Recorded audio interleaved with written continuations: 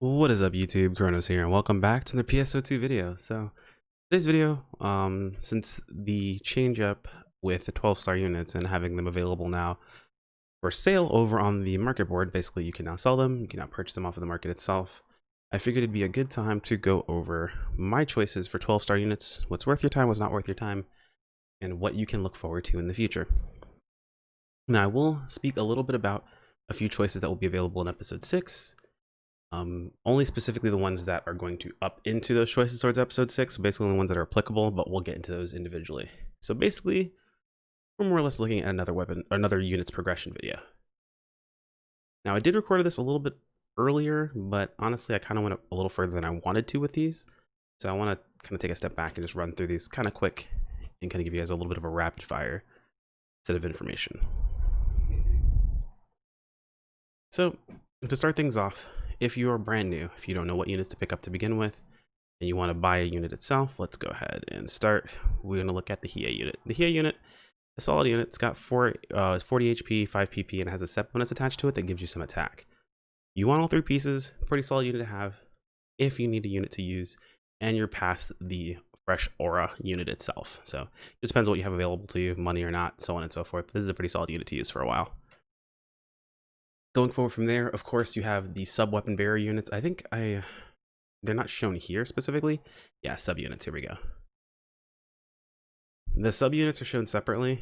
You can get this barrier weapon unit, I believe this one specifically here, from a client order, coffee client order, yep. Episode 4-1 story and coffee's client order reward. Basically, you have 3 free character slots. If you complete the coffee's client order on your first character, you make another character, you can just go pick up this client order and auto completes, and you can do it for a 3rd character as well. If you're new to the game and you haven't made 3 characters, you definitely want to make them at the very least to not only get these sub-weapon barriers, but to also get triple rewards whenever they hand out character-based rewards. It's mostly for skill tree resets, essentially. But these are pretty solid to use as a 7-star choice for a while, give you fairly decent stats, and they come augmented for you. You don't have to worry about augmenting them fairly decently as well.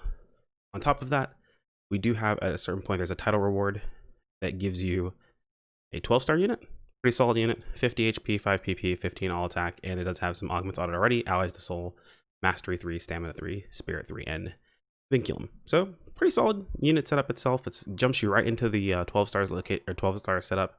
There are some better 11-star units, but honestly, you can just use these until you go to your 12 stars. That way, you're not worried about having to purchase multiple sets of units and augment units and so on and so forth. Plus, you swap units up so quickly, moving up nowadays anyway.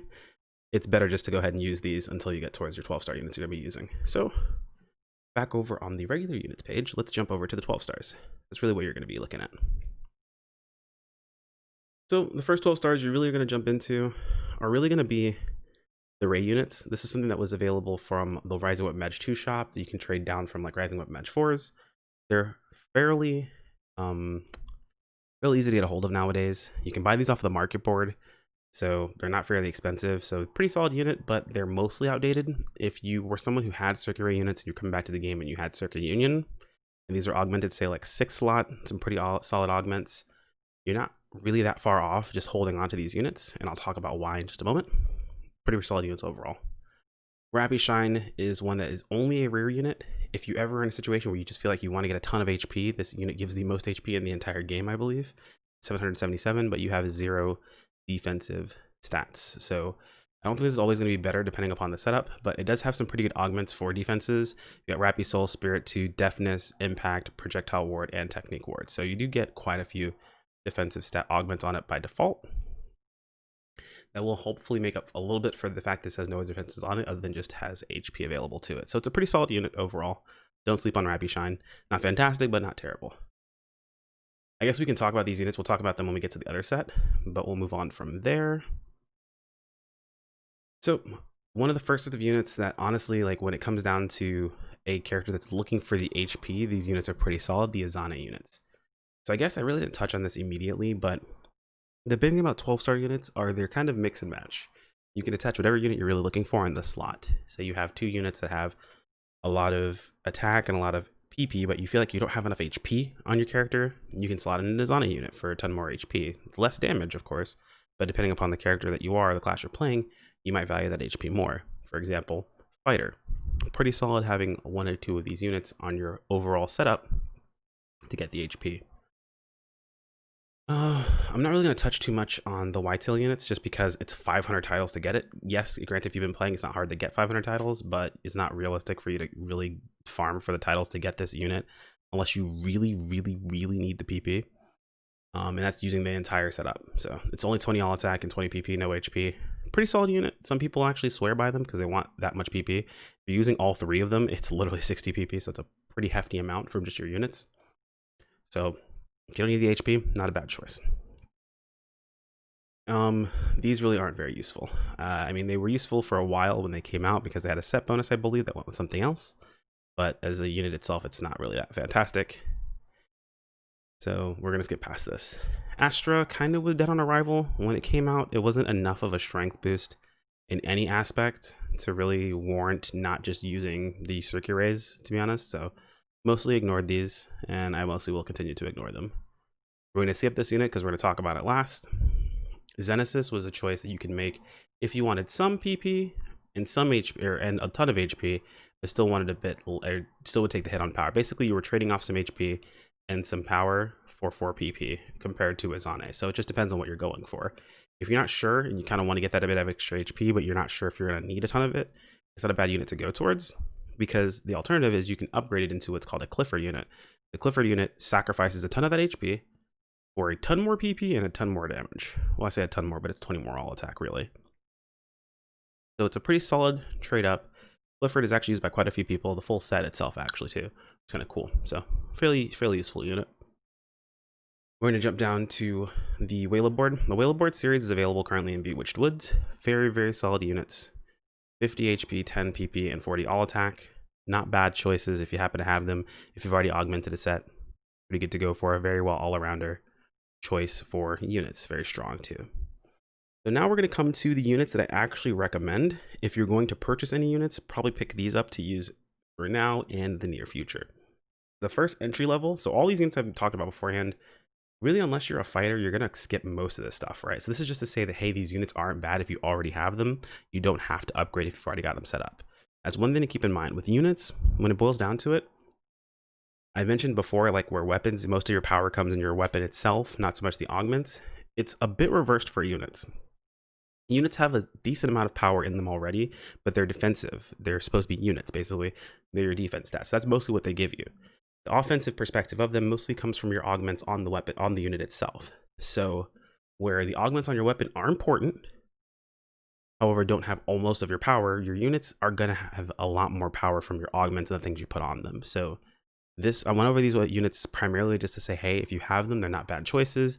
And in case you didn't know about the Azana units or Xenesis, so on and so forth. But now we're going to go into, hey, if you didn't have any of these units, what should you be buying? What can you use for the near future? My entry-level choice is the Evalda units. The Evalda units are really inexpensive on the market currently. Not only do they upgrade into the Clesis for trading in with Clesis boosters, you also will kind of be killing 2 birds with 1 stone. Not only will you be farming up the units themselves and the boosters to upgrade them, you also need to do Buster quests, which you get these things from, to get materials for your Atlas weapon, for your Lumiere weapon, and for basically future content you're going to need in the first place. It's also a pretty solid place to level if you need to level up. Now, it's not the best in the game, but it's actually pretty good, and it's pretty consistent if you don't have a group consistently to do something like AQs, for example, or if you're just bored of AQs in general, and your group wants to do something else that's a little bit less, well, I can't say something is less stressful than AQs, because AQs are they're pretty mind-numbing, to be honest. It's just kill a bunch of enemies, making sure that you're properly, what's the word I'm looking for? PSE bursting to get as much EXP as possible. But Buster quests are something that you can basically do while you're like watching a stream or while you're watching Netflix or something like that, maybe watching an anime or something along those lines. It's fairly easy to do. The only thing that sucks about Buster quests is they're kind of annoying if you don't have the best movement. So I would recommend looking into your class's movement skills and how best to move around with your class, because it is a lot of running around and killing enemies, which can be pretty boring if you don't have great movement, or pretty annoying if you don't have great movement. So all that said, makes Evalda a great unit choice for a few reasons. 1, it's fairly inexpensive. 2, it's fairly strong from even its base set at 60, 10, and 25. But when it upgrades, it goes to 90, 10, and 40. One thing you'll start to notice about episode 5, and then moving forward, this is a continuous trend, is enemies start to hit really, really hard. And we do have a new difficulty coming up, ultra hard, that they're going to hit even harder and be even more difficult to kill. Meaning enemies are going to be up longer, they're going to be swinging harder. People are already getting one shot, even at current HP pools, and it's not going to stop now. So having extra HP meta as we like to call it, is going to start to come up, and you're really going to want to make sure you have access to it. So at 90, 10, and 40, it's not super crazy high, right? It's not like you're not looking at a Zane high, but you're looking at a pretty healthy amount of HP with a pretty healthy amount of PP to go along with it as well, and all attack. So 90, 10, and 40. Now, we do have another choice, a set of units. Now these units, I will say, don't have a future. They do stop at 12-star. Oh, you know what? I did technically jump the gun a little bit. My mistake. So what else is great about these 12-star units here? I'll just go ahead and notice this. Is these are also one of the first units that upgrade into 13-star units. Now, what's great about a 13-star unit? Well, other than the fact that you're going to get more statage from them, let's pop over here to the JP wiki really quick, so we can find the chevelle. Yeah, so we can find the chevelle units. So not only are you going to get more statage out of them, you get 100 HP, 12 PP, and 10 more all attack. Basically 2 more PP, 10 more HP, and 10 more all attack. Not a ton of statage, but some statage out of it nonetheless. But 13-star units also are going to have special ability factors, which if you don't know how those work, basically it means whenever you augment this unit, this will be there 100% of the time that you can use. So have special ability factors, as well as access to the S6 or S grade augments S6 slot. Now S grade augments, if you're not sure what those are, basically what it means is a special augment slot where certain types of augments can go into it. S class abilities or S grade augments are specialized abilities, and the S6 slot is actually one of the most important slots. It's usually a utility slot that's reserved for specific mechanics of classes.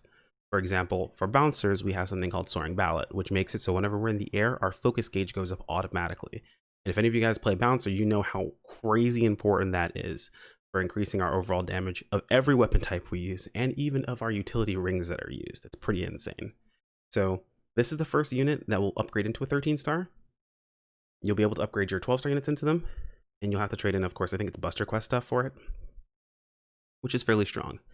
However, keep in mind, originally over on JP when these came out, or when the S grade augments came out for 13-star units, they weren't fantastic. Soaring Ballot wasn't something that came out immediately. It came out later on down the line. So technically you can hold off on upgrading into a 13-star unit in case what you're looking for isn't there yet. Because the first ones that came out were very utility based. They were like HP, well, not utility based, I'm sorry. They were very like raw statage based. So they were like HP, PP, and then like increased damage.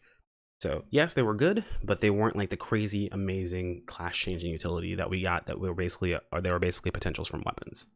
So that's why a lot of people are picking up these units to use, because they're the first ones to upgrade to 13-star, and they're a pretty good transitional unit to pick up overall.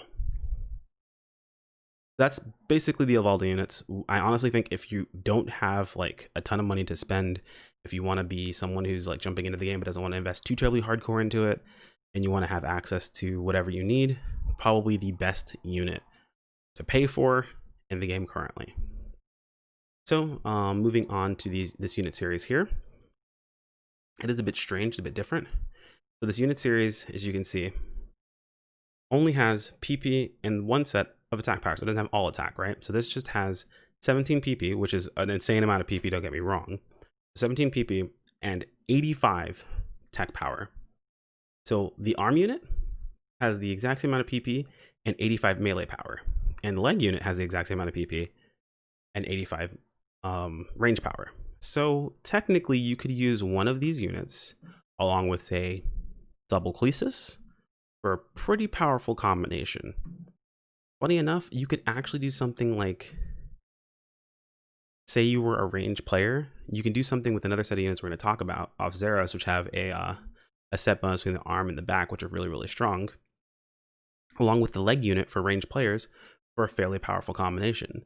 Now that I'm thinking about this, Clesis, double Clesis with this arm unit might actually be the play, which could be fairly strong. So I'll think about that and we'll look at it later. But Essentially, these units are pretty strong. They're like, for just a single piece, it's crazy amount of damage you're gonna get from it. But keep in mind that they do not upgrade into 12 stars. So take that with a grain of salt. You might not care. It might not be a bad thing, but hey, something to keep in mind. Now let's talk about probably one of the best units currently in the game that's available to us, and it's the Offset set. Now, the Offset set, the way it works out is it actually is a 12 star with a set bonus. So the units by themselves give you 70 HP and 5 PP. However, the set bonus of the unit, the back and the arm together, give you what this gives you already, but 80 all attack on top of that, 50 HP and 20 PP. So all of this combined, if you were to take it and break it down how much each unit gives you to compare it to other units, you're basically looking at 90, was it 90 or 95? 95 HP, 40 all attack, and it looks like 15 PP. So not too far off from Clesis. So, but it is technically better overall. You can combine two of these with the Clesis leg for a pretty powerful combination of all attack, especially if you're a class, say like Hero, that uses multiple stats. The leg unit does have a set bonus, but it's with the weapon, and in reality, you don't actually use the leg unit for the set bonus with the weapon. But if you do use it with the set bonus with the weapon, it's not a bad combination. However, you are locked into your weapon choice, so keep that in mind. It is an extra 100 all attack, which is pretty powerful, but usually you're just gonna be using a different weapon that's gonna be stronger anyway. So right now, these are one of the strongest units in the game itself. A bit of history. I don't want to go into this too terribly long because we already are at 60 minutes in this video, but just so you guys are aware, these units originally were a part of a unit series, the Invade unit, into what they were called Austere over on JP. These were 11-star units. At the time, you used the Invade unit, you traded into the Austere unit, and the Austere unit is what you actually used in a fixed. At that point in time, there was a different trade-in system. It did not retain the augments it had on it originally for that trade-in, but they were 11-star variants. What's different about this process over on Global is, on Global, we have the 12-star variant. We don't have the trade process. Now, people are theory crafting that it might be something that's added into the game later, because it was added into the game for JP, but it was added into the game for JP for a different reason. They wanted to give the JP players who had access to these units beforehand a reason to keep using them. Because back in the day, we didn't have anything like the augment transfer system. If you augmented something, basically, unless you use it as part of your recipe for your next augment, your unit was basically useless once you upgraded to something else. So all that time and money you put into it, you'd lose it. They introduced the system to allow you to then take this unit and upgrade it to a 12-star, the unit we currently have right now, and then that unit upgraded into a 13-star, a unit we will get in the future. So right now, we don't have the 11-star version of the unit. We're theory crafting that we might be able to turn the 11-star version of the Invade unit we have into the 12-star version. And if you can, then a lot of them that are currently on the market that are really, really cheap will be useful, but there's no guarantee that'll be the case. And there's also no guarantee that you'll be able to keep the augments on them. So I would be very careful if you're purchasing units for that reason. However, people are purchasing these units in thought process that they're going to be upgradable into 13 stars because they were over on JP. That is something that was available. You will see they're right here. They're actually the 4th best unit in the entire game because they retain some of set bonuses. So it's kind of crazy how strong these actually are on their own. Actually, I think it's 60, 120, and 13, which is actually pretty nuts overall. So it is very, very strong. They are very strong units, but they're not the strongest in the whole game. Just something to keep in mind that you'll have available to you, something that you might want to use to your advantage. But that is really about it. There are other units that are available, but we're not going to go into those because we don't have access to them. We won't have access to them for a while. I'll go into those units when they become available to the rest of us. Hopefully this was informative for you guys. If you have any questions, feel free to toss them in the comments below. Like on the video is much appreciated and absolves you of half of your ad block guilt, and the other half is absolved by subscribing. Both are completely free and they help me out a ton. You can always click on the bell icon if you want to be notified of when these videos go live, or if you want to be notified of our community posts, which are at the moment dedicated mostly towards letting you guys know when I'm live over on twitch.tv. You can also join the Discord if you want to be notified there. I always post whenever I go live there, or just random stuff that I feel like talking with you guys and interacting with. It is its own community over on Discord, just to keep that in mind. You guys are more than welcome to be part of it, but it may not be for everyone.